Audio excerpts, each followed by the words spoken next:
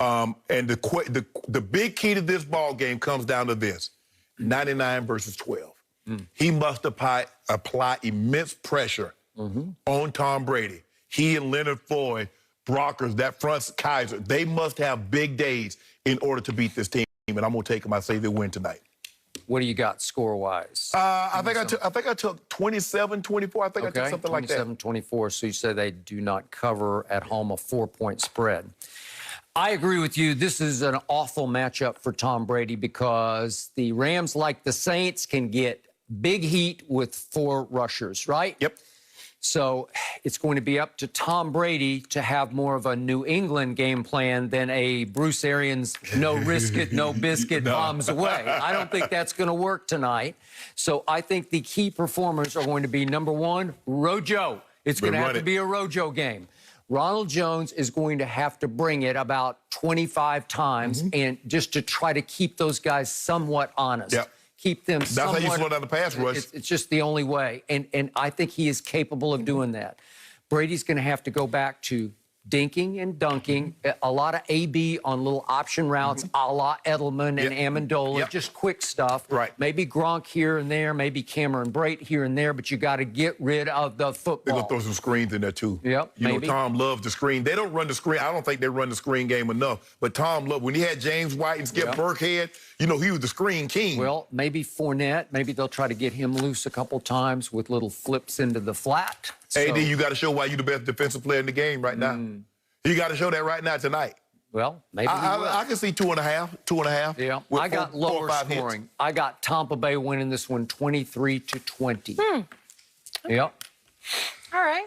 Interesting. Guys, Eric Dickerson will join us tomorrow to break this one down. And I feel like he used to say Tom Brady is an old-ass man. So we'll see what he says tomorrow. The Herd is on right after us. Have a good day, guys. Undisputed. But Drew Brees sidelined with a rib injury. Taysom Hill got his first career start over Jameis Winston in the Saints' 24-9 win over the Falcons. Hill finished the game with just under 300 total yards to go along with 2 rushing touchdowns and a fumble. So, Shannon, from what you saw yesterday, if Brees retires, will it be Taysom Hill or Jameis Winston going forward next season? Hell, if the defense go play like that, hell, they can put me in this. You gonna get 8 sacks and 2 interceptions. Amen. I can play quarterback. Skip, I think the thing is that when they signed this kid in the offseason, Sean Payton told him that if something happened to Drew, he would give him an opportunity to start. I believe he made him a promise. Yes. Yep. And he looked better than I thought he would. Because all I'm used to seeing him as Gadget. And you come in and Skip, it's hard to prepare. Skip, it's hard to prepare for a Gadget guy because Drew Brees is going to get 60 snaps. This guy's going to come in and get somewhere between 5 to 7 snaps. Yep. So how much time are we investing? And because the unknown, okay, there's like, okay, and I'm sure Atlanta probably thought they were going to start Jameis. Yep. Because he was the guy that came off the bench. It's hard for a guy to come off the bench, Skip, and then they like go to do a total 180 and go to the what we would soon call him a gadget guy. But Skip, he played well. He threw the ball 18 of 23, 233, 51 yards rushing, 2 touchdowns. But when all else fails, throw it to Mike Thomas. If you throw it to Mike Thomas, you can't go wrong. He targeted him a bunch, and how many targets did he have? Mike Thomas had 12 targets, 9 for Buck-04. That'll work. Emmanuel Sanders had 5 targets for 66. So, Skip, I thought he did an unbelievable job. The question is moving forward. Do you believe, and it's like he said, whomever we was going to put in here, we're going to have to build a game plan that's totally structured, suited for that individual. Now, Jameis is more along the lines of Drew Brees. Drop back, throw the ball. He's a little bit more mobile than Drew. Not the accuracy, but he's more of a prototypical quarterback.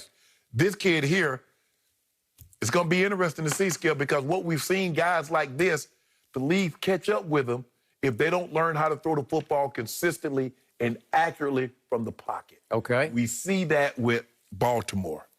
So I don't envy.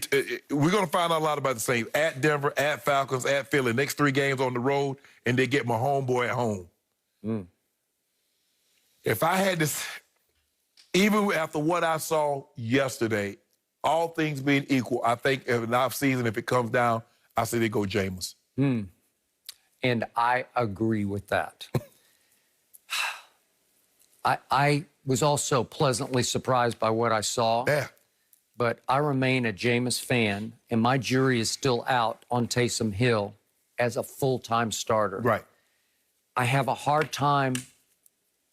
I don't want to overvalue this game because of what the defense did to Matt Ryan. It did to Matt Ryan what it did to Tom Brady a couple Sunday nights back at Tampa Bay. Even worse. It destroyed Matt Ryan, It did. and he came in hot-handed. He did. They were 2 for 10 on third down. He had a QBR of 19. He was that having high? a hard time. Yeah, I know. But he made some throws. Didn't he throw for 250? Yes. So, yeah. 232. 232. But every time I looked up, Cam Jordan was sacking him again. And he was on his back foot, falling backward most of the day. No, Skip, he was 2 of 14 on third down. 2 of 14. I was thinking who was two. Maybe I was thinking of a different game. 2 of 14. Okay, 2 of 14. It was a disaster for the Atlanta Falcons, who had come back to life a little bit as they changed coaches.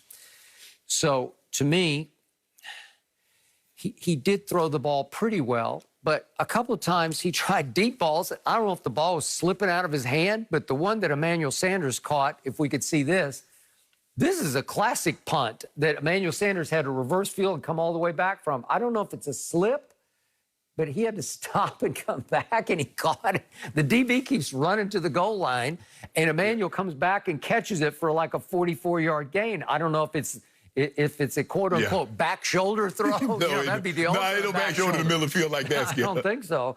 But and again, I don't know if it slipped, and he threw another one down to the goal line that got called back by holding that actually went for a touchdown, and it was Emmanuel Sanders had to stop and come back for it. So I'm not sure about his deep throws, but on his mid-range game, he had it. Yes. Because Michael Thomas buys into him. And I was impressed with what Michael Thomas said after the game, because he said, he's a dog, man. Taysom's a dog.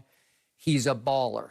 Okay, when you hear that from the guy who was the Offensive Player of the Year, I'll take that to my bank. Right. Because he's bought in. And now we get to the difference. Obviously, those many longtime viewers know I was a big Tebow fan. Right. Okay, what's the difference here in Tim Tebow? Well, the biggest difference is Sean Payton has bought completely into Taysom Hill because he discovered him. Right. John Fox and John Elway in 2011 had not bought into Tim Tebow because they did not draft him. Josh McDaniels drafted him 2 years before. They were stuck with him, and they tried to get him over, like, let's just get this over with at Miami. Remember? And they won in overtime, and here went Tebow mania. So what's the difference that I see between Taysom Hill and Tim Tebow? Taysom Hill is more athletic. Yeah, He's quicker. Yeah, he's more fluid. He is a powerful runner with athletic ability. With speed, he can run, Skip. He can run. I mean, didn't he time 4.3 or 4.4? Yeah, he like 4.4. Okay, so he can make you miss, but he can also just run flat over you. Right. And yet, he's a pretty good mid-range thrower with a pretty big arm, but Tebow has a big arm also. Right. But the biggest difference to me that I don't yet know, because he was under no duress in his first start, because he was freewheeling because the defense is just carrying you. It's like Tua's first start. Well, what did I see that from Tebow that I haven't yet been able to see from Taysom Hill? Tebow, in the last 5 minutes of all those games he started in 2011, led the league in QBR over the last 5 minutes. And as our man Eric Mangini once said, the later it gets, the more accurate he gets. Well, that was Tebow. Well, is this going to be Taysom Hill in the clutch? Well, Skip, if they defense play like that, they're not going to need him in the last 5 minutes of the game. And obviously, the Denver defense came alive from 1-4.